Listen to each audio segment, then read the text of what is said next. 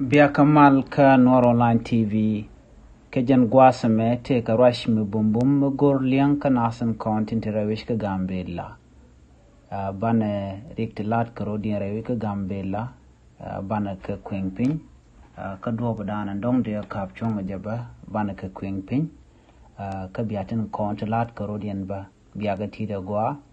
kan duptin content de ra ro da ganga ke mite ka rek me gorben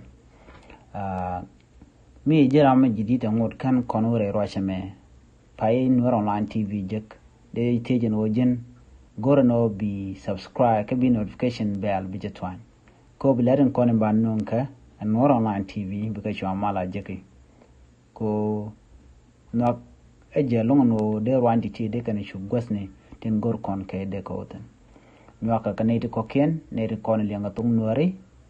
ko bi ka lere content be we mon ke luga queen entenas bikan chamala shukaya alera balinga jan gwasame chala de nene ke chata nyene gambela tiede rodun kariktin be kaya an wala shanga baro ka faingwan ron kina daro rijan dangro irongwan alera dan bialingten eshum kana lok kana ta dan dera ro de tit kaja katin content togre wi ka gambela chala de nene te ka tungwan talat ka rodian and tema rewi ka gambela charo jama chaja kwen te kirik tungwan tinan ka rewi ka gambela kirik toto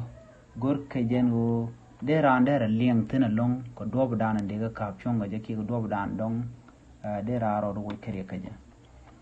chala dinene linga gwa tiede rodun kinedin te ka pinyi du jalat engo shibar che ka pin wo ka gambele ki gor kan gwas mdong de kan worde kan go jetin kwa kwichen bikan jach kwa jele kwich ki kwichen bikan yuan ma cha jaladino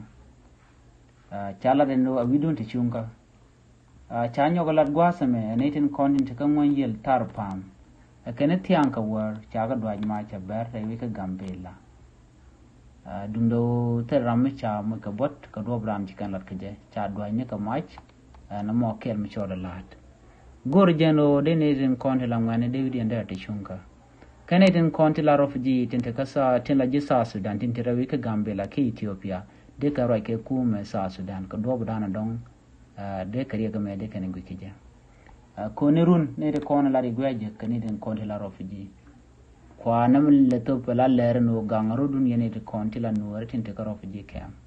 ko ku yen gwa da ndong de gwanta der ben gaje ka biya je gor no biya dun gang ka dob dan dong de te dun dar gwa kaje cha ler me cha je to ka gor mal ko nan gor ka no de mal der retin re wi gambela ko cha gor no te ka rik te de lo wo ka me beka cha ro je ma cha je lariya netin kon tin dier ka tegnat ka gambela ko de randa ro dagang jen mi lark je leer ma ka jan ban le jek ka leer mu dien mi te ko mi chore lat ko biatin ko lat ko ni gambele bi akalen ne ka kor gwa sedane ci ki to gambela ngode gambele tere jamal mu deten